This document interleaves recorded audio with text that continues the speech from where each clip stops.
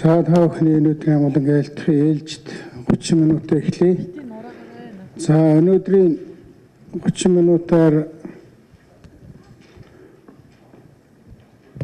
шинэ жилийн цонх та бүхэн тараагдчихсан байгаа учраас би хоёр асуудлыг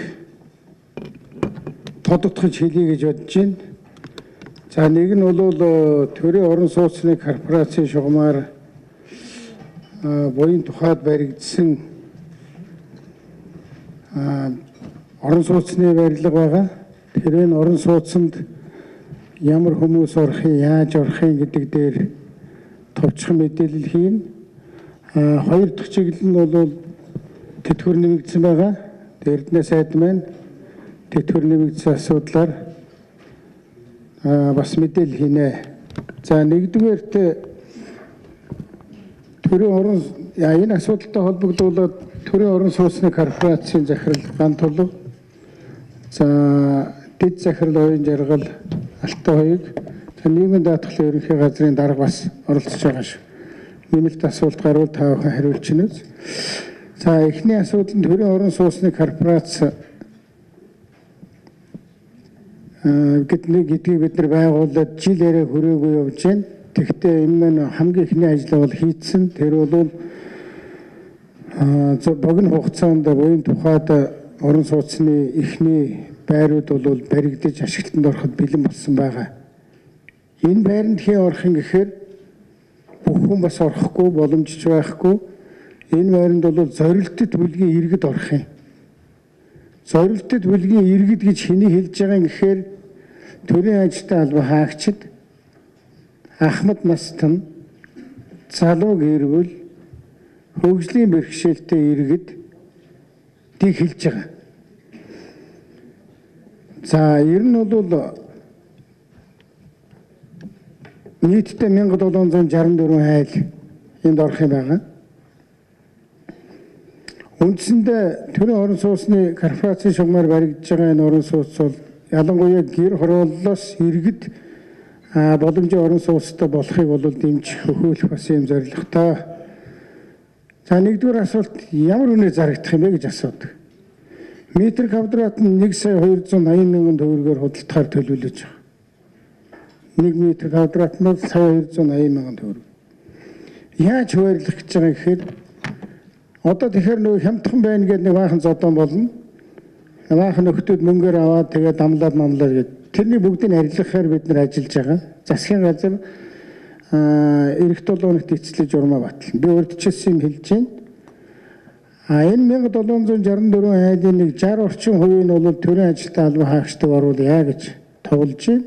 За 40% нь болохоор миний түрүүчийн хэлдэг өндөр настан, залуу гэрвэл хөгжлийн бэрхшээлтэй иргэдийг оруулъя.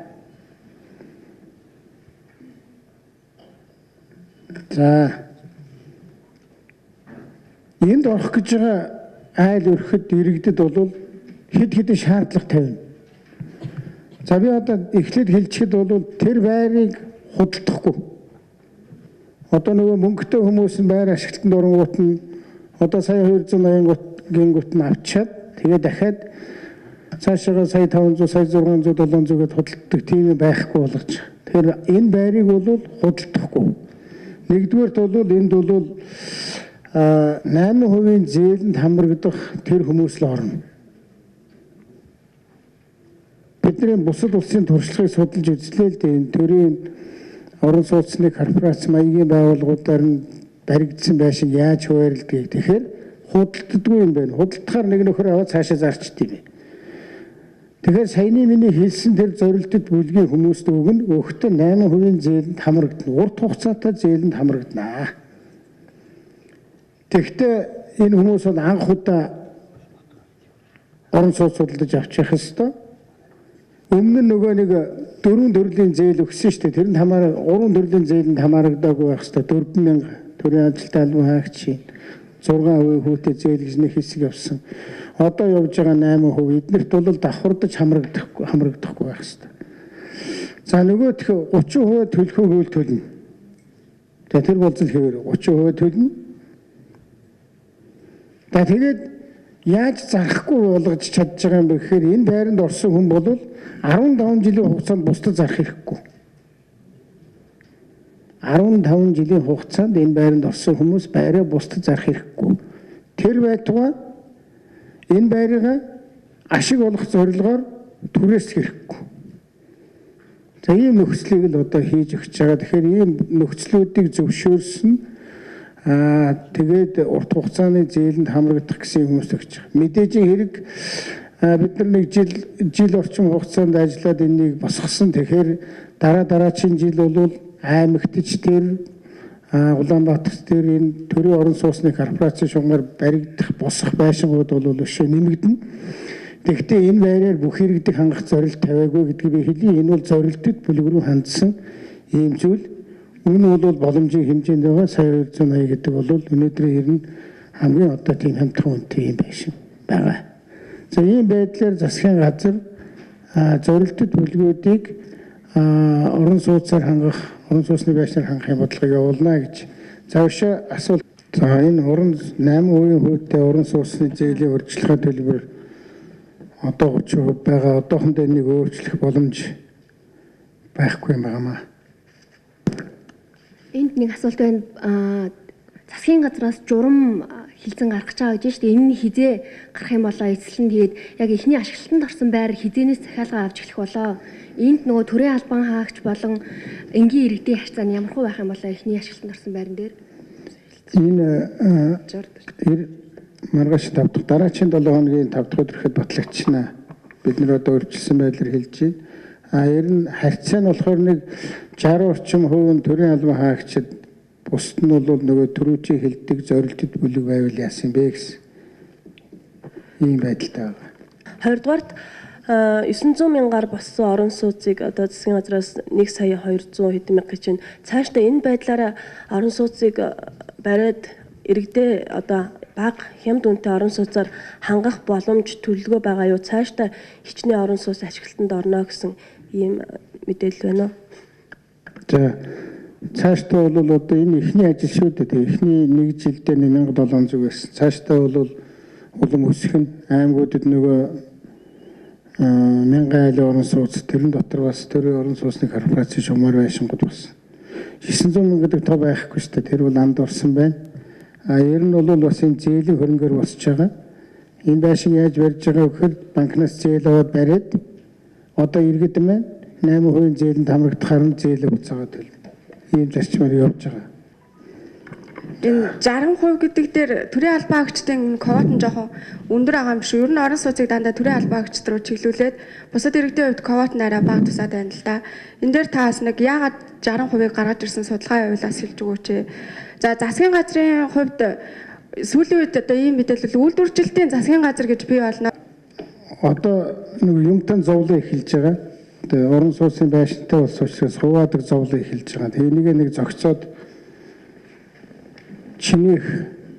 минийх 2, чинийх 2х нь энтер гэхгүйгээр минийх 2х нь ч үлээ. Тийм. Чинийх 2, минийх 2х нь энтер гэхгүйгээр тэгээ болох байхаа. Ер нь зөвхөн засгийн газрын зорилго бол эхлэлээ ажиллаа хийчлээ. Цаашдаа өшөө орон сууцныхаа байшиныг нэмэгдүүлээ л гэж. Тэгэхээр бол зогцоод ороод болох байхаа. Нэг өдөр бүгдээрнгийн байртай болно гэж байхгүй. За тэр сонин хөвлөөр бичигдэж байгааг би мэдэхгүй юм. 1 сарын 7-нд үлээ бид нар чинь 2014 онд шинжлэлийн засгийн газрын хийх ажлыг танилцуулсан. Тэрнийгээ бол бид нар Монголд бүтээе гэдэг том зорилт тавьсан бүтээцгээе. Энэ нь бол одоо үйлдвэрчлийн засгийн газар ажиллаж байгаа шүү дээ. Нэг их найд мөнгийг үйлдвэрчлэн зарцуулъя гэсэн. За. Тэр нь мэдээж одоо тэтгэврт байгаа хүн бол байр авах боломжгүй л дээ. Яагаад гэвэл ямар ч арилжаа Монголын ч байтугай дэлхийн бүх арилжааны банк тэмцээл өгөхгүй. Яагаад гэвэл цаашаа орлогын хэмжээс хамаарна. Саяны эрдэнэ сайдын танилцуулж байгаа шиг магадгүй ингээд одоо сард авж байгаа тэтгэвэр нь 700 тэтгэл хэдийн 600 мянгаас дээшээ тэтгэвртэй энэ төр хүмүүс бол бас зарим нь орж магадгүй л дээ. Манай чинь ямар одоо амьдрал дээрээ ямар юм болдгоо гэхээр би бас амьдралын жишээ мэдчихэв. Тэтгэврийн хүн бол бас өөр ажиллаа хийж байгаа хүүхдтэйгээ хавсраад тэгээд одоо ордог ч юм уу. Иймэрхүү одоо тохиолдлууд бол бий. Ер нь засгийн газрын бодлогонд юу байгаа вэ гэхээр мэдээж өөрөө мэдээж тэтгэврийн мөнгө нь байранда хүрэхгүй байгаа тэр хамтууд зориулсан түрээсийн орон сууцны бодлого гаргагдсан байгаа. Энийг манай орон нутгууд хэрэгжүүлээд явна. Тэр тухайн Улаанбаатартай байгаа, тухайн Дүүрэгтэй байгаа, тухайн Аймагтай байгаа тэр хамтууд орон сууцнд орох боломжгүй тэр хамтуудад түрээсийн орон сууцаар боломжийн үнээр нь хангах энэ бодлого давхар явж байгаа. Гэхдээ өмнө нь болохоор нэг ингээд өмнө нь нэг юм